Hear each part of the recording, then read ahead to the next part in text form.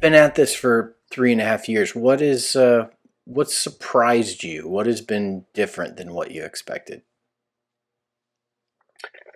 Um, One of the things that has surprised me is how much community connection occurs at New Mm, Beginnings. A lot of the people that stay there have known each other for a long time. And to be honest, there is some harm that has been done sure. in, that's pretty normal. If hundreds of people are living in a pretty desperate state, um, we don't have a completely clean record in our relationships. So I knew there was going to be some challenges around that. But I have seen people build each other up Mm, and bond and support each other, give each other good advice, give each other, rides to work, encourage people to get mental health care that, like, maybe even a staff person suggesting it doesn't work. But when their neighbor says, mm, "Hey, I see you struggling. Like, I used to really struggle with that. I think you should try, yeah. getting some help with your mental health." It really is a doing things with people that has been one of the biggest blessings of having New Yeah. Beginnings the last 3 years. Yeah. How do you define or measure success at New Beginnings? hmm We actually have two different definitions because it's there's one great big success for us means a person with this background moves into a home of their own and maintains that home for a year or more. Mm, And the reason we try to hold ourselves to that big vision of success is we aren't trying to just push people through a process and then forget about them. So if you came and told me, like, oh, I can move out next month, I've got my cousin can let me sleep on his sofa. And then we learn that your cousin actually is not a great influence on your life. And your cousin's been in and out of housing the last year 4 times, and you don't actually have income squared away, so you couldn't deal with losing that place or pay your bills well. I see a lot of ways for that to fail. And for somebody that's been homeless for years in a recurring pattern, I don't really trust that that move out strategy is going to be stable. And so if I was just pushing people through, I might say, "Hey, I got another person in the house. I got another person in the house." But really, success is when you move into a home and find stability. And that's part of what led us forward to we need to create some of those neighborhoods with stable homes and yeah. support for people. Yeah. That's the ultimate definition of success. But we can't just wait until that happens before we take credit for the kind of success we see people accomplish. So every single day, when someone uh, gets their social security card, Mm, that's a success. When someone goes to a mental health appointment, that's a success. We had a person that it took 3 tries of scheduling the appointment, being ready to transport them to the appointment. And it was too much for them. yeah. The anxiety level they had in life, like that, they couldn't make it happen. They were about to get fired by that doctor, honestly. And then finally, when we got them to that first appointment, the office called and said, they locked themselves in the bathroom. Like, what? What are we gonna do? And that kind of story just helps me see we need to celebrate Yeah. each step of the way. Yeah. And so when we see someone caring for themselves, taking care of their mental well being, showing up at the appointment at the right time, um, getting along with a coworker on their team, resolving conflict with a neighbor. And that's a tendency skill. Hmm. Sometimes people lose their housing just because they don't know how to get along with a neighbor or deal with an authority figure like a landlord. So I see people building those tendency skills. Each one of those steps is a success.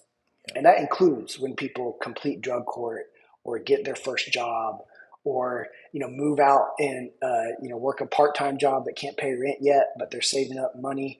Each one of those things counts as a success along the way towards seeing that big success occur, which is moving out and maintaining stability for at least a year. Yeah. Now, when New Beginnings started 3.5 years ago, there was the neighborhood of cabins in the sense of like, okay, we're going to help people move through this path, and then they're going to be able to move into an apartment of their own or a home of their own. Uh, and I was there the realization that like, oh, wait a minute, those places don't exist in sufficient number for people to actually do that. There's not enough affordable housing in Fayetteville, in Northwest Arkansas, um, that would accommodate this.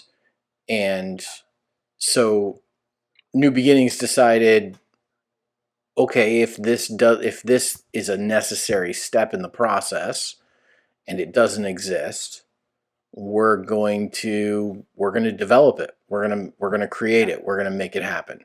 And that's really kind of the future of New Beginnings is continuing to grow and expand that next step that's required in ending chronic homelessness. That's right. So that's kind of in our DNA.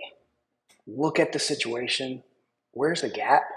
And how do we design a solution to fill the need that gap tells us exists? So the first neighborhood was really about providing a community-based shelter option that is low barrier and trauma informed, that's designed in collaboration with chronically homeless folks, so it really works.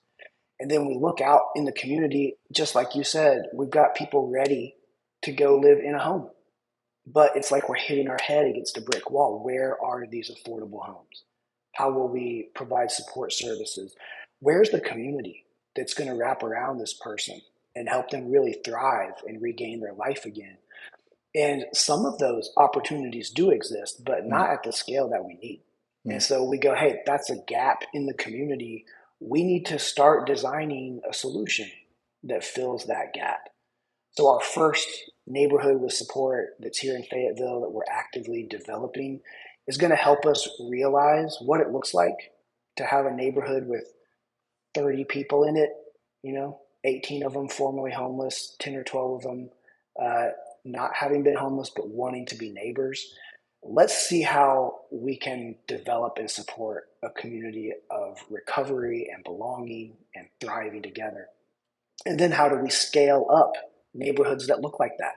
mhm. So one thing we're really excited about is partnering with churches and other faith communities to think about how we can collaborate, making homes that are affordable, pairing it with support services that really professionals are best at delivering, Mhm. and then supplementing that with the community, like a faith community brings, where there's relationships. There's people that want to love their neighbor. There's folks that want to have potlucks together that, can befriend somebody that has lost a lot of those healthy social relationships.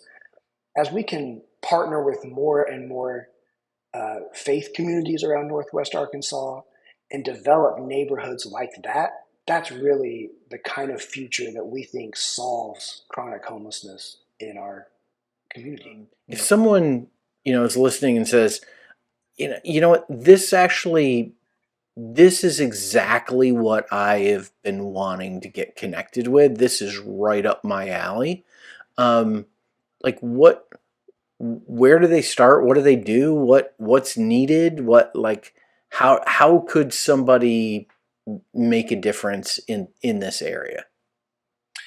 Well, we have some real easy ways to get plugged in, and I think that's the place to start. Is at New Beginnings we have a meal opportunity every evening for volunteers, Hmm. and so we've got business groups and church groups and friend groups that come on site and cook a meal together, and then serve or eat with the people staying at New Beginnings. That's a really easy, cool way Yeah, to just get your foot in the door. Let's meet some people. yeah, You know, don't yeah, bite off more than you can chew yeah, at the yeah. But beginning. there are 20 residents here that need dinner tonight. Yeah, Yeah. right, Right. And so come, yeah, feed some people and get to know some really cool people, some really funny people. Like it'll be a great time. Another kind of easy way to plug in is our Laundry Love event each month. We have like a free laundry night in Fayetteville. It's especially for unhoused folks. And there's a group of volunteers there that have been running it for years and years and years. So they'd love to have you join their team and be part of doing laundry for a few hours. We always have a meal. We always have some good, time to just fellowship at the monthly Laundry Love event. Another easy one would be coming in to do some driving for us. So you can imagine with 20 people that have appointments for healthcare and mental health care and legal appointments and job appointments and housing appointments, we want to try to get people from A to B all day long. Mm-hmm. And honestly, it's a little overwhelming. So we'd love for people that have some free time to volunteer to drive our vehicle, getting people to appointments. And I would say in the process of doing one of those things, we can be dialoguing and discerning what is the deeper way to engage. Because there are some more deep volunteer opportunities that Mm-hmm. are more relational, that really invite us to change our lifestyle so that we really can become more available to people who need support and friends. But I think the place to begin is kind of just step into the environment and start getting to know some people and find out what those deeper level volunteer opportunities might be. Yeah.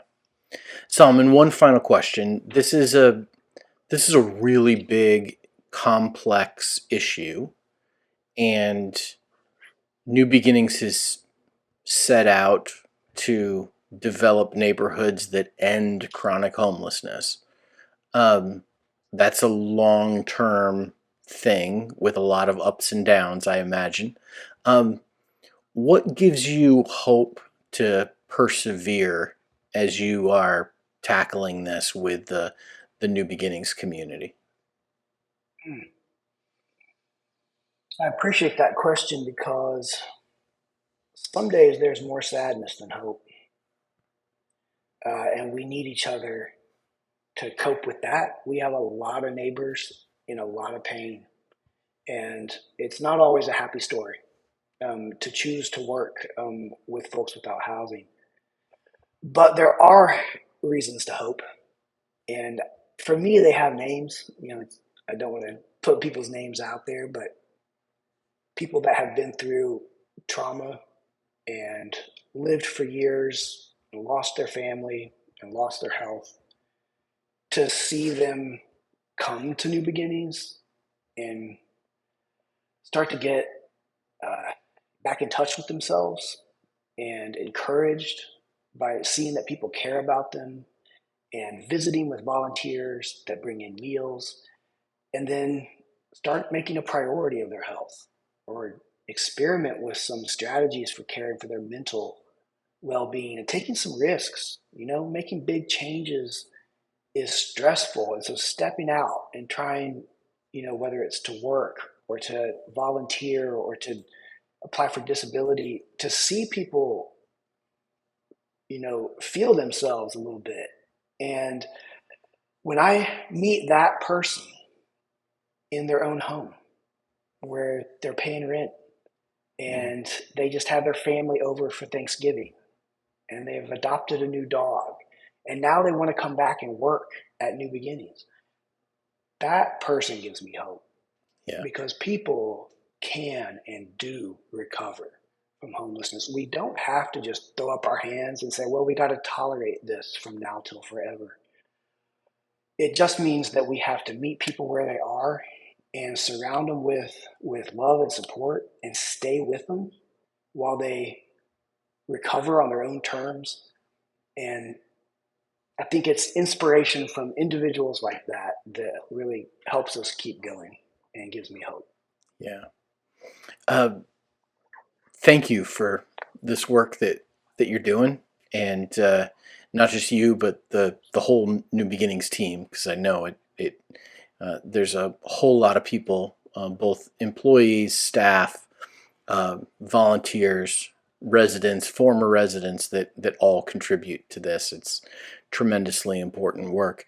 If If folks want to learn more about New Beginnings and the work that they're doing, you can visit the website. It's newbeginningsnwa.org, newbeginningsnwa.org.